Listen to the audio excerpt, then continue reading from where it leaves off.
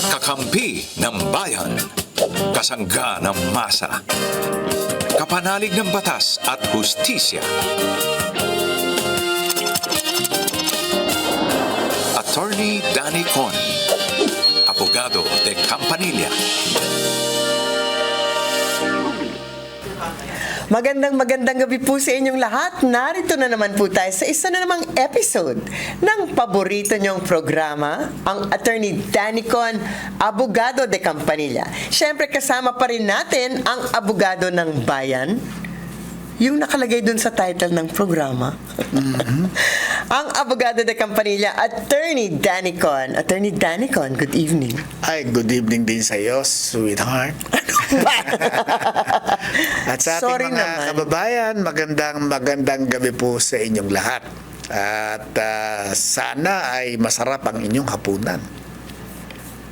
Sa palagay mo ba kumakain sila ng hapunan habang tayo ay nagtatrabaho dito? Pwede. Nakikipag-usap dito? Habang sila'y nagkakamay at sumusubo ng pagkain, nakikinig sa ating talakayan. Parang nagugutom ka na. Hindi pa naman. Medyo lang. Malapit na. Ano? Ano bang gusto mo sanang kainin ngayong gabi? Oo, parang masarap yata ang burong talangka ngayong gabi. Wow. Parang burong talangka. Parang bigla ko naalala si Nora Honor. Dahil Lollipops and Roses at Burong Talangka. may kasama bang burong talangka ang title nun? Oh, di ba? Merong ganun. Parang nung hindi una- ko alam yun. Lollipops and Roses, tapos nagkaroon ng sequel. Lollipops and Roses at Burong Burong Talangka. talangka. Hindi ka Nora Honor fan? Hindi si Nora. Si Nora Honor din ang lumabas. Oo yata. Maliit pa ako nun eh. Okay. So I was thinking baka mas alam mo kasi mas adult ka na nung Hindi. lumabas ang mga movie na yun. Vilma Santos ako eh. Sabi ko na nga be. Kaya pala, parang kung ako nga, ilang taon lang ako noon, parang tumatak sa isipan ko ang Lollipops and Roses at Burong Hindi, Talangka. parang ako si yata, Kokoy Laurel ba ang kasama niya doon? 4 na sikat na yata O ako si noon. Sajid Khan? Ay? Ano ako? Meron bang Sajid Khan? Oh, meron, di ba? Wala, hindi ko pa alam yung ako 4 na sikat. Dani, tumigil ka. Mas matanda ka kaysa sa akin. Professor nga kita, di ba? Oh, pero 13 years old pa lang kasi lawyer na ako. Sinungaling.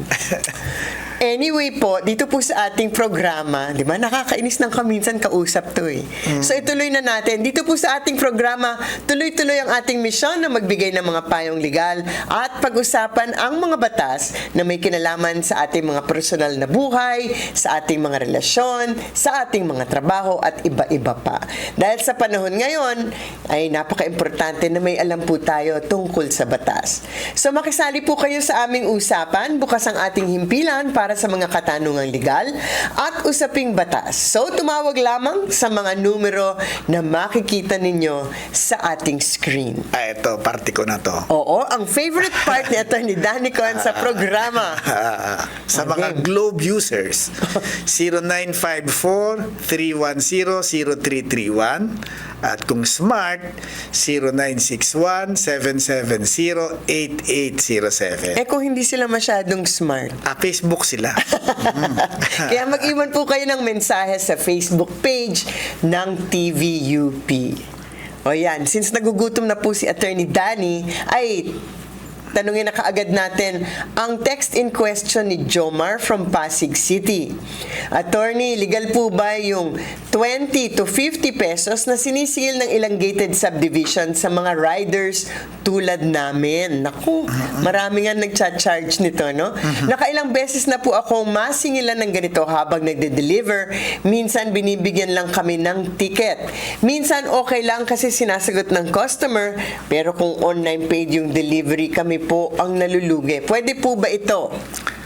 Wala po akong maisip na dahilan para i-challenge yung karapatan ng mga pribadong villages o subdivision na maningil doon sa mga papasok na magdi-deliver sa mga residente. Kasi po ito ay pinapayagan sa ilalim ng batas. Pero dapat po ito ay ikinakarga, ipinapasa po itong cost na ito dun sa customer. Ngayon, ang sabi nyo, kasi po online pwede ninyong pagdating dun sa gate ng bahay, tsaka nyo singilin. Ay, pero good luck na lang yun. Kasi kung minsan, pag nag-deliver na, nandun na sa gate, hindi na lumalabas yung Hindi na nag-order, lumalabas. kinukuha na lang yung Okay. package. Ngayon po, pwede naman na ilista nyo yung mga address na yan ng mga subdivision na naniningil. At ito ay pwede nyong, bago ninyo tanggapin, tawagan yung nag-order. Kasi Meron po, bang- ang pagde-deliver po kasi ay pwedeng i-arrange halimbawa nung supplier. So doon yung ngayon sa supplier sasabihin, ay ikarga po ninyo yung ibinabayad namin doon sa subdivision. Okay. O pwede namang ang mag-arrange nito ay yung customer. O di yun naman sa customer ay ikwam po ninyo. Ikarga po ninyo yung sinisingil. Pero marami naman diyang mga understanding na customer pag sinabing, naku, kasi na pumapayag at nagbibigay. Opo. Pero marami ding hindi. Hindi, kasi nga hindi sa... Pero dapat alam naman nila na kung naniningil ang subdivision ay magbayad. Meron lang akong katanungan dyan. Paano kung, di ba, kung minsan kasi ang sinasabi nila, private subdivision yan, pero yung mga daan, na-donate na dun sa na-donate na sa city or something. Hindi na siya private na pag-aari ng subdivision. Would Yeah. that matter? Yes, kasi po kung yung daan ay na-donate na sa city, sa totoo lang, dapat nga hindi na nila nilalagyan ng gate yung kanilang mga daan at hindi na dapat nila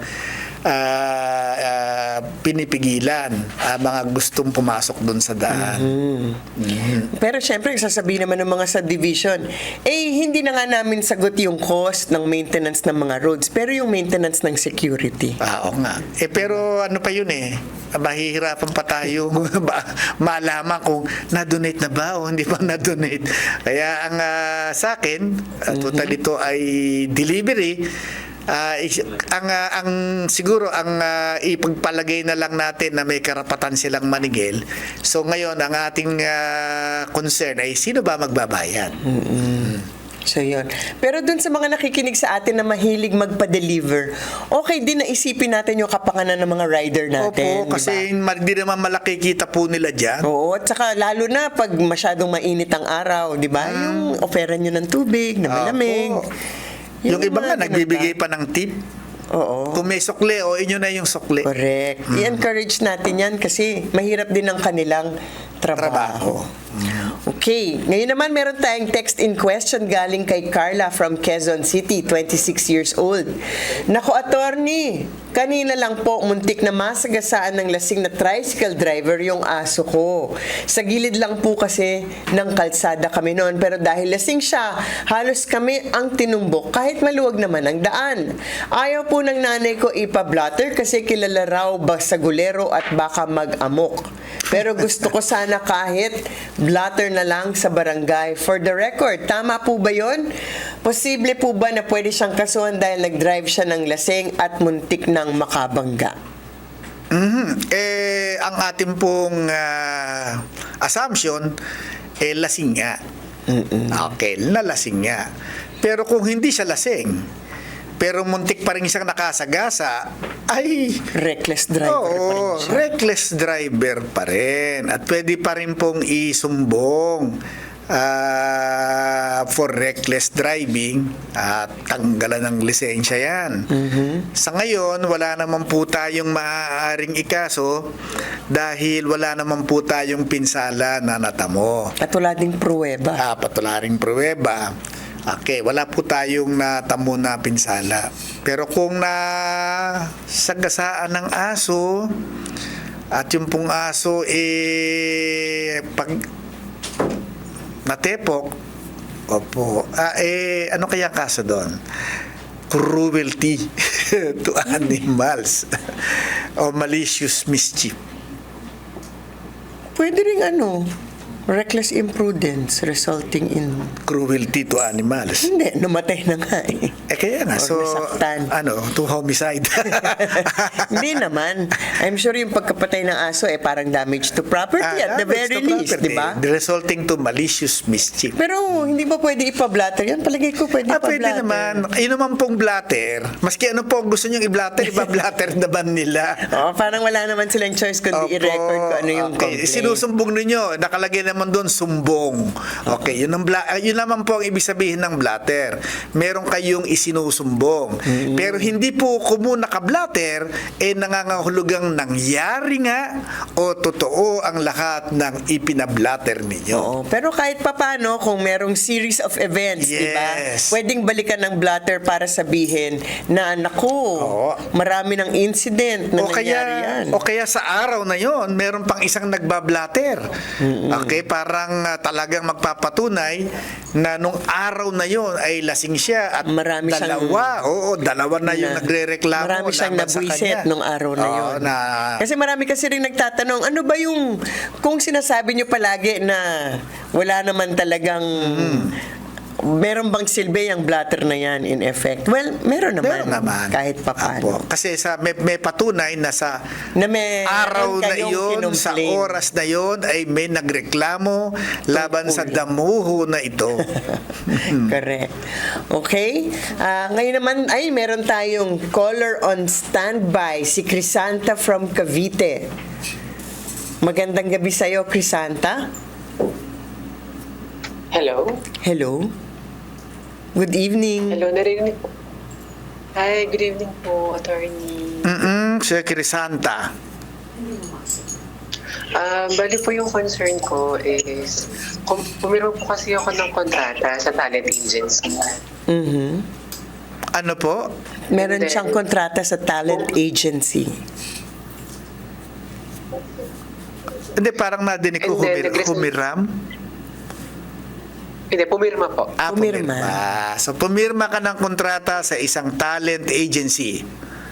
Yes. Opo, Then? tama po, attorney. Then, resign po ako last June 4. Nag-resign. Opo. And then, ang tanong ko po, at tinanong ko po yung manager ko kung makukuha ko pa yung talent fee ko sa last event ko. Kasi di pa po ako sumasahod doon. Hindi ko pa nakukuha yung EF ko. Tapos, ang sabi niya daw po, hindi ko na daw po makukuha. Dahil? Tama. Ano raw ang dahilan? Sabi Bakit niya- hindi mo makukuha? Dahil biglaan daw po yung pag-resign ko. Okay.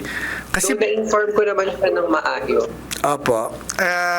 Nung in-inform po ninyo siya, kailan magte-take effect ang resignation mo mula nung araw na siya ay sinabihan mo? Nung araw na yun po mismo, So araw na mismo na nagsabi ka, doon mo gustong ma-terminate ang employment mo. opo, yung kontrata. Ayan. Opo. Kasi po, ano ba yung kontrata po na yan as a talent? Wala naman pong nakalagay sa contract na kapag nag-resign ako, magbabayad ako ng fee. Tama po Wala rin yun. naman na, Pero kapag ka po kasi kayo ay, ang klasifikasyon ninyo ay empleyado, hindi po kayo po pwedeng mag-resign at maging mabisa ang inyong resignation on the same day na kayo ay nagre-resign. Kung kayo po ay isang empleyado. Kasi po, may nakalagay naman sa labor code na dapat ay may 15 days notice po kayo.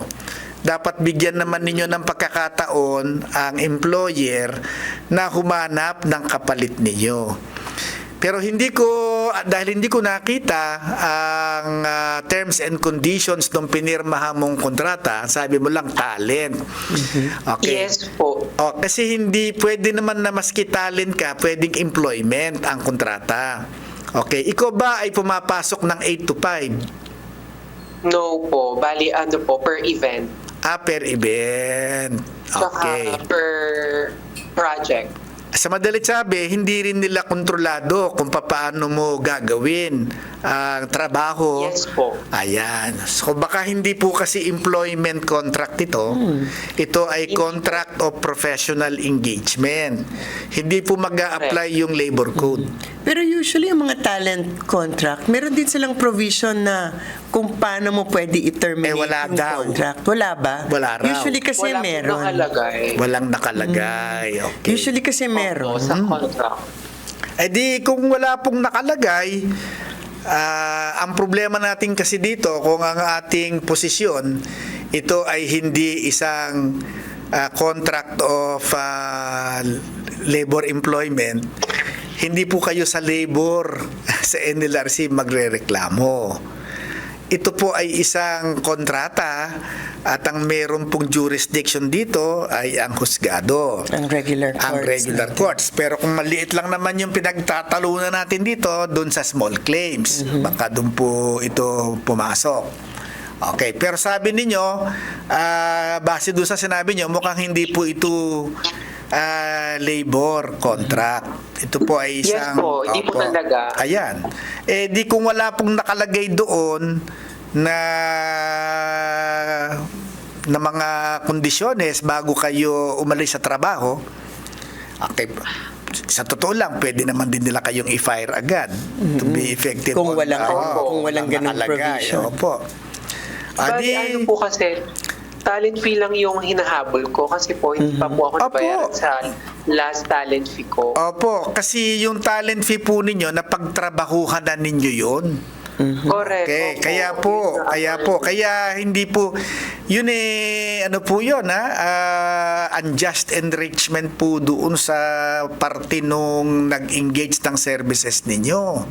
Kaya, unfortunately, dahil hindi nga po kayo pwedeng doon sa, pero subukan ninyo, baka naman, subukan ninyo. Pero na, attorney, pwede mo kaya siyang kausapin na sabihin ko na nag-seek pa ng legal advice na dapat mabayaran yung Opo, trabaho ko. pwede naman po. June 1. Opo. Pwede naman na pumunta na kayo sa Tapos- Public Attorney's Office. Oo. Kasi mas mabuti na makita mismo yung exact terms and conditions ng Opo. kontrata. Kasi baka merong provision dyan na medyo nakaligtaan mo or iba ang interpretation that can be interpreted in another way. Mas mabuti na makita ng abogado mismo yung kontrata ninyo. At hayaan ninyong abogado ang sumulat sa kanila. Correct. Medyo mas mabigat po. At hindi nila basta-basta na hindi papansinin yung sulat kung ito ay nanggaling sa abogado. Abogado. Pero dahil baka maliit lang naman tong sinisingil mo, pwede ka naman pumunta sa Public Attorney's Office. Okay po. Ngayon, saan ka ba nakatira? Ay, sa Cavite, malayo-layo, ano ha? Malayo-layo saan? Malayo-layo sa amin. Pero may bahay po kami sa Quezon City. Hindi, pero yung bang employer mo nasa Cavite? Yung pinagtrabahuhan Manila mo? po. Sa Manila. Manila. Okay. Kung sa Manila, baka merong kang panahon, pwede kang pumunta sa sa San Sebastian, Office of Legal Aid. Okay. Sabi niyo yung Crisanta, saan ba yung San Sebastian? San Sebastian College of Law. School of Law. Hindi lahat ng schools or colleges of law merong Office of Legal Aid. Meron ng UP, ang College of Law, merong Office of Legal Aid. Ang alam ko, meron ng San Sebastian. Hindi ko alam kung meron sa UST, matanong nga. Oo nga. Matanong nga. Sa San Beda Sa ba Beda, kung meron, baka... Hindi natin alam. Hindi lahat required na Hindi magkaroon ko rin ng kasi Office of alam Legal eh. Aid. Pero ang UP merong Office of Legal Aid, but of course meron silang mga terms and conditions kung ikaw ay tatanggapin bilang isang kliyente. Pero yun, libre din ang pagbigay ng advice at pagtulong. Okay. Okay. Okay, Okay po. Crisanta. Maraming salamat po, attorney. Maraming- Kausapin ko na muna po siya. Sige, maraming salamat sa iyo, Crisanta. Ngayon naman, meron tayong text-in question from Antonio. Uy, lalaki naman. Oo, Antonio Oo. From Calamba City. Yung asawa ko po ngayon may anak sa una. Hindi sila Sandali, kasal. asawa ko po ngayon. So meron siyang asawa noon. Not necessarily. Sige. Tapusin muna natin, Sige. baka malaman natin. Sige. No? Sige, nga. Sorry po, sorry. Yung asawa ko po ngayon may anak sa una, hindi sila kasal, pero surname po ng ex niya yung apelyido ng bata. Okay. Mas madali po ba ipalit apelyido ng nanay kesa sa apelyido ko bilang kasal na kami? Parang gusto niya na ipagamit ang apelyido niya. I think ayaw niya yung apelyido. Ayaw paggamit yung apelyido nung ex. So, pwedeng gamitin yung apelyido ng asawa niya Nanay. ngayon or apelyido niya. Ay? Parang Kasi ang sinatanong niya, mas madali po ba ipalit apelyido ng nanay kesa sa apelyido ko? So parang ang gusto nila, tanggalin yung apelyido ng ex at ang pamimilian lang ay yung apelyido ng Correct. nanay at Ay, apelyido. kung ako din naman.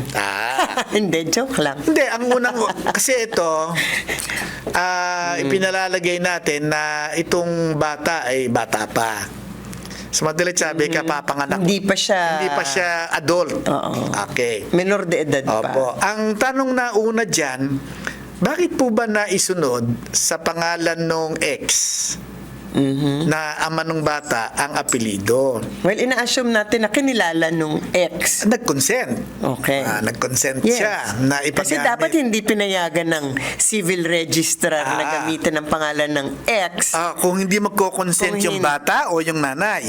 Depende At kung hindi anong naman edad. kinilala ng At tatay. Yes, kung hindi kinilala ng tatay. So dapat kinalanin ng tatay at pumayag yung nanay, kung bata pa yung bata, na ipagamit ang apelido ng Oo. Hindi tatay. pwedeng pagising mo isang umaga iba na yung pangalan sa birth certificate. Okay. Naku, wag kayong magtaka, may kasong ganyan kasi pagising nung nanay ay napalitan na ang mga apelyido ng mga anak niya, pinapalitan ng kanyang ex. Doon po kasi sa batas na yon na pumapayag na isunod ang isang bata sa apelido nung tatay, maski hindi kasal yung nanay at tatay, nire-require lang po doon ay mag-consent yung nanay at kung yung bata naman ay 18 na, mag-consent yung bata.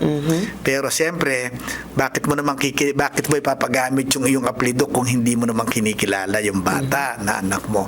Pero wala po akong nabasa na pwede bang balikan niya. Nagbago ang isip nung nanay at ipagamit niya at tanggalin niya yung apelido nung tatay. Sa akin pagkakabasa dun sa batas, parang touch movie to eh. Topo-topo barega, didila sa baga. No? Haba naman nun. Walang bawian, in short.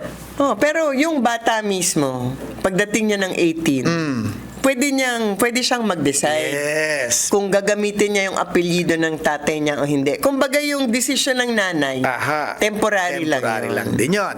Pero hindi rin pwede siyang paiba-iba ng isip. di ba? Parang minsan lang pwedeng gamitin ang choice. Ngayon, pero ang apelido po ninyo na asawa ng nanay, hindi po pwedeng gamitin ng bata. Unless i-adapt ninyo ang bata. Okay. Correct. Pag hindi po ninyo na-adapt ang bata, ay hindi po pwede na ilagay po sa birth certificate Ang yung apelyido apelido ninyo. ninyo. Opo. So, yon. Kung gusto nyong paggamit ang apelyido ninyo, ay ninyo. kailangan dumaan sa proseso ng adoption. Ang problema, since nandun yung pangalan nung tatay ng bata, sasabihan malamang ng bata. kailangan siyang Sabihan. pumayag. Para siya ay magbigay ng, unless na inabandona niya ang bata at dineklarang inabandona niya, Oo, so mas mahaba lang ng konti yung mas proseso. hahaba ang proseso. Pero yun ang bottom line doon, kung ano man ang proseso na yan, ay kailangan dumaan sa proseso ng adoption bago magamit ang apelyido nung husband. Okay. Ito naman ay text in question galing kay Mystica. Uy. from Quezon City. Hello po, I need your advice. Lumusot sa open drainage ang paa ng anak ko habang kami ay naglalakad papasok ng eskwelahan. Nagkaroon ng deep lacerations, kinailangan ng anti-tetanus pati stitches and x-rays. Aray ko. I'm not sure if ito po ay public space since it is indicated na sidewalk area pa po ito, pero tapat din po ng isang bangko. Sino ang maaari ko kakasuhan dito? Bangko, barangay, LGU mismo ng QC. QC. Well, kung ang problema po kung sino bang sasagot, siguro unahin muna nating tignan kung baka sagutin ng DSWD. No? Pero yan yung immediate. Immediate yun, immediate. Oo. Ngayon, nandun po kanyo sa sidewalk. Okay. Pero nasa tapat ng isang bangko. Pero dahil ito ay nasa sidewalk.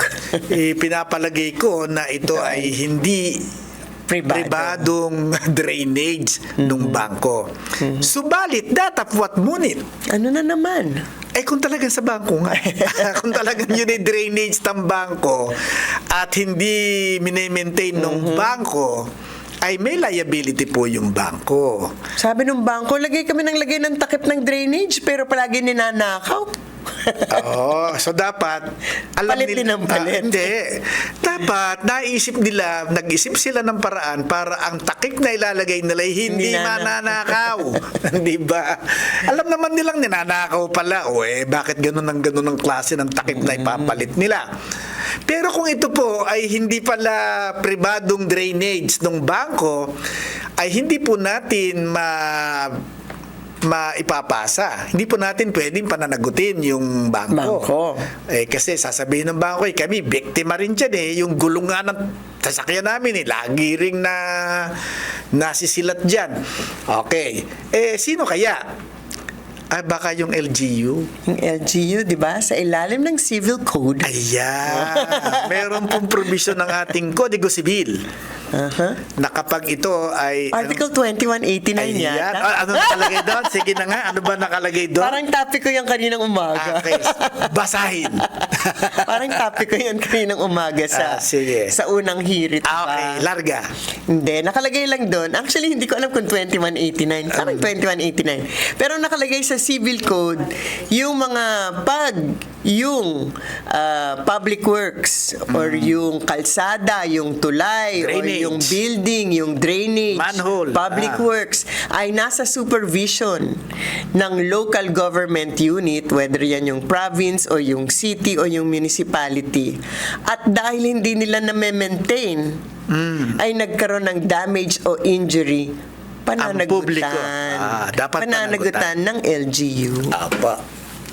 Pero dahil yan ay Quezon City, nako, mabait po si Mayor Joy. Pagka inilapit ninyo sa kanya yan, nako, sigurado ako, aksyonan niya agad yan.